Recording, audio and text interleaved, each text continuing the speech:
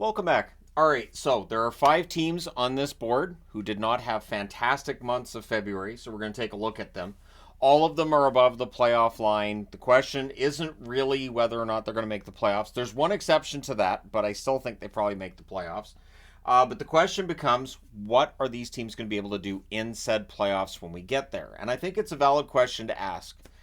It does feel like it's been a while since we've seen some major upsets in the playoffs. And I understand like Boston was upset last year, but I just mean that kind of chaos we had 5 years ago. 2019's first round was just absolutely ridiculous. Feels like we're due for another one of those. You get those every now and then. So we'll start off talking about the Boston Bruins. And I wore this jersey because I figure we're going to look at some ugly months. So ugly jersey it is. Boston goes 4-3-5. So the 5 is what really stands out. They lost a lot in extra time, which means that they still got points. So there's that benefit, but they only won 4 out of 12 games. They scored 2.75 goals per game. They allowed 3.25 goals per game. And their special teams, which have been pretty good this year, not great during the month of February. 13.5% on the power play, 75% on the penalty kill. They sit with 84 points. They are tied with Florida atop the division. Florida is ahead of them right now. They have the tiebreak, but Boston's right there, and they are 20 points above the playoff line. So there's no danger of the Boston Bruins missing the playoffs. It's just a matter of what are the Bruins going to be able to do in said playoffs. So for Cam Neely, Don Sweeney, and all of that brain trust there in Boston, they're going to have to figure this out. When we look at the scoring, what really stands out here is first period they outscore their opposition 12-9. Second period they outscore their opposition 13-10. So in both the first and second period, Boston pretty good. It's the third period that's really kind of hosed them. They've scored 7 times and allowed 17. And once the game goes to overtime, they've scored once. They've allowed 3. So the month of February was tough for them. The third period was especially egregious, which is not a Boston-like number. The 3.25 goals against per game, that's not a Boston-like number either. They're known for having the best goaltending tandem, or at least one of the best goaltending tandems in the National Hockey League. And this past month, the goalies had their struggles too. When they're leading after one, they're 2-0-2. So they only won 2 out of 4. Trailing after one, they're 0-1-2 in the month of February. If they score first, well, they have a 50% chance of winning. 4-1-3 when they score first. When they trail first, 0-2-2. So no comeback victories, but they did come back and get overtime loss or shootout loss points in 2 occasions in the month of February.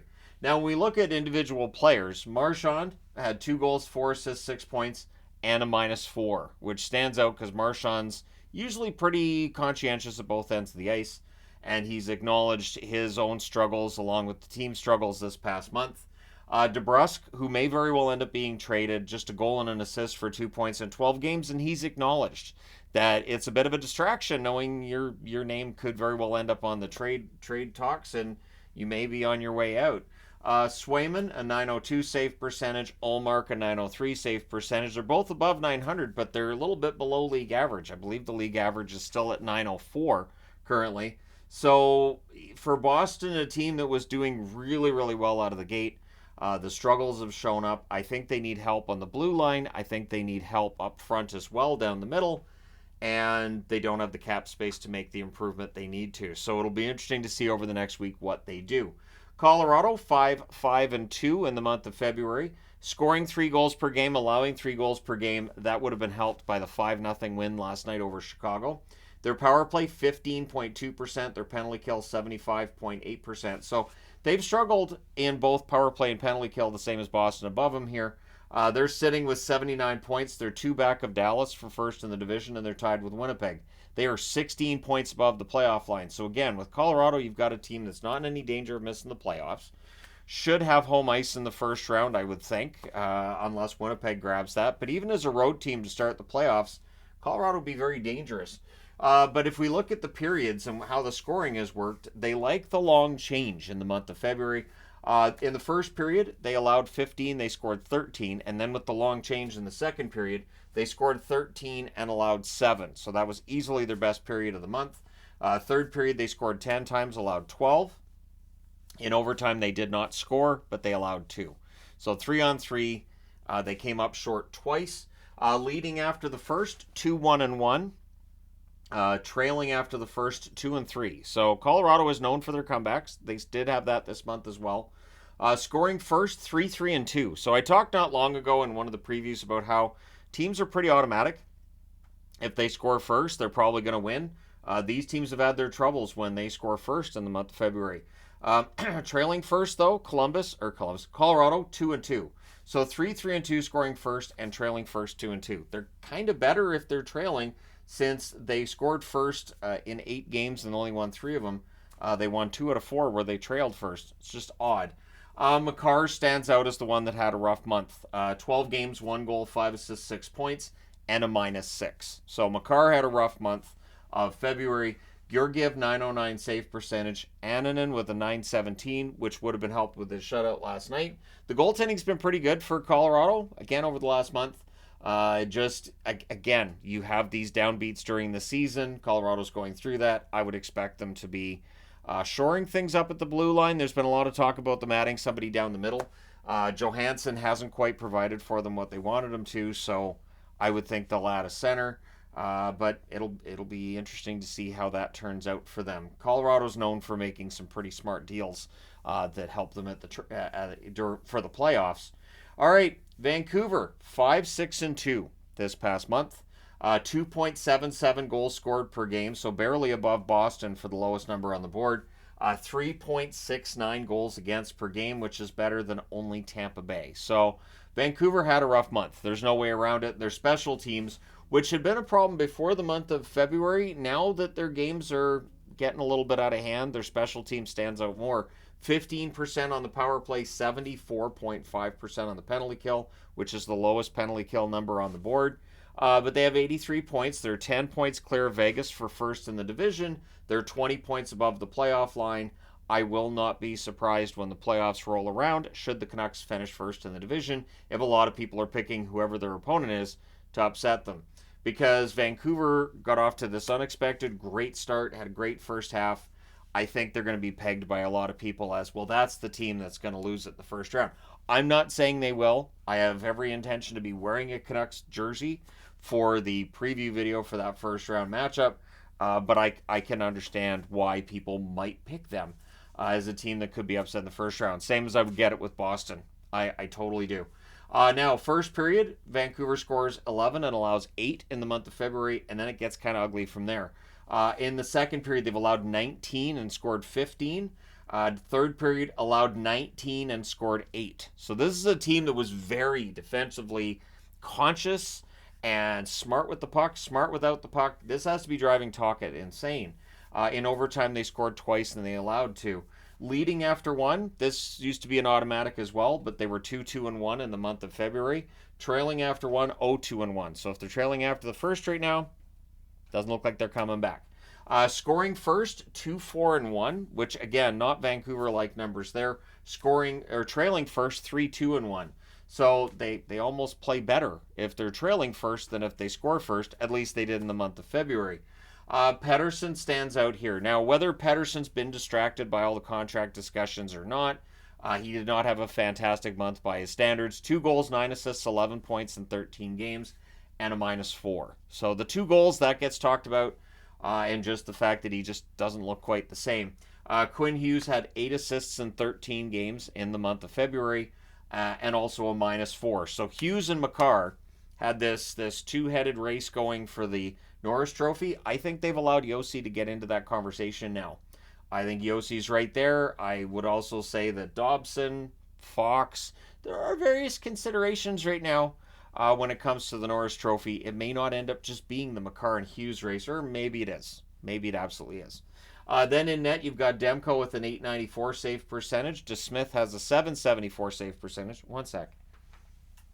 What do you want? For some reason, she wants me to pick her up.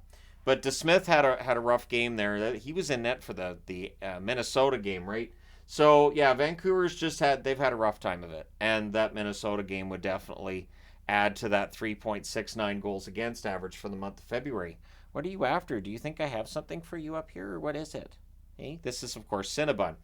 But yeah, so 20 points above the playoff line. No concern about whether or not Vancouver makes the playoffs. Just a matter of who do they end up against and what do they do from here.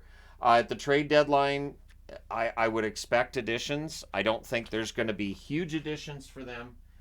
It may very well be that if they sign Pettersson, that'll give them a clearer look at what they're going to do at the deadline. We'll see. We'll see whether and also if Pettersson signs that contract, it could improve his play the rest of the way too, because then you don't have that distraction. Tampa Bay 5-6-1 in the month of February. 2.83 goals scored per game and allowing 3.83 goals against per game. Their power play is the best on this board, 24.1%. That has not let them down. The penalty kill at 76.2% is one of the highest numbers on the board because these are teams that are struggling. But yeah, the special teams haven't really been hurting them. And yet we look at the scoring. Scoring has been an issue.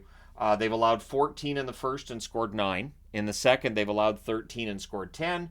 Third period, they allowed 18 and scored 15. In overtime, they only went the one time. That was last night, and Buffalo beat them, so they're 0-1 in overtime. They have 70 points. They are the number 2 wild card in the East. They are 6 points ahead of New Jersey and the New York Islanders. They are 2 points back of Detroit, who have that number 1 wild card spot. Detroit also has games in hand in that race. Leading after the first, Tampa Bay perfect at 4-0, which is different than everybody else on the board. But if they trail first, good luck. If they trail after the first, I should say, they're 0-5 if they're trailing after the first. So you can just go ahead and say, that game's done. That's it. Last night's game was 1-1 after one. Looking at the board now. Haven't cleaned it off yet. Scoring first, 4-1-1, and trailing first, 1-5. So very much Tampa Bay is a team that in the month of February, if they got off to a good start, they won. If they got off to not a great start, they lost. And they ended up having more rough starts than they had great starts. So Tampa Bay needs to pick it up. Stamkos stands out. So here's another one with contract talks, right? He's an unrestricted free agent this summer. And I think Tampa Bay would rightfully be just easing off a little bit. Stamkos, 3 goals, 1 assist, 4 points in 12 games. He just doesn't quite look the same. And so the question becomes, if you're going to sign Stamkos, how much is he worth? For how long? How much longer is he going to be a points per game player? And just have that realistic discussion. It'll be interesting to see what they do. Vasilevsky, an 888 save percentage. I don't know if Vasi's hurt or what it is, but he's been allowing goals that normally Vasilevsky doesn't. Johansson, an 804 save percentage. Rough month for him. And the fact that they're still 5-6-1 this past month with goaltending numbers that haven't been great and Stamkos not producing means that that's all due to turn itself around, I would think. I'm not used to Tampa Bay being this low in the standings at this time of year. Vegas, 4-5-1 in the month of February, allowing and scoring the same amount of goals, 3.33 goals per game, so 33 goals scored, 33 goals allowed in 10 games.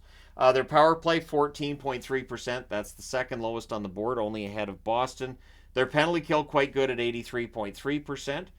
Their 73 points puts them 10 back of Vancouver, but they're also 10 points above the playoff line in the West.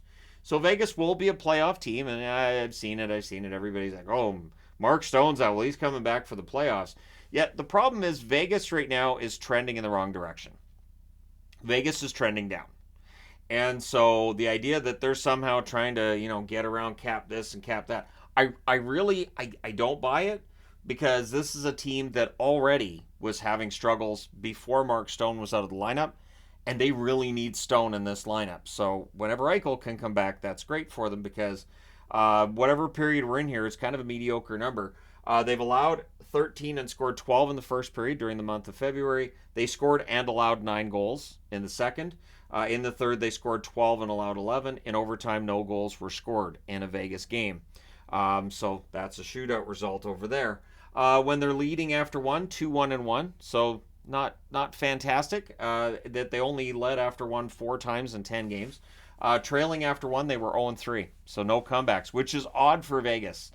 Vegas, throughout their 7-year history, known for comebacks in third periods. Scoring first, they're 3-2-1. Again, those numbers not great. Trailing first, 1-3. So definitely a team that relies on that first goal most times, but lately that first goal doesn't necessarily mean victory. Barbashev, 10 games, 1 goal, 4 assists, 5 points over the past month. Finding somebody who's not going for Vegas right now is difficult. I went with Barbashev. A point every other game is fine, but it does feel like goal scoring wise, you might want a little more from him. Aiden Hill, 896 save percentage. That would have been negatively influenced by last night's game against Boston, where he allowed 5.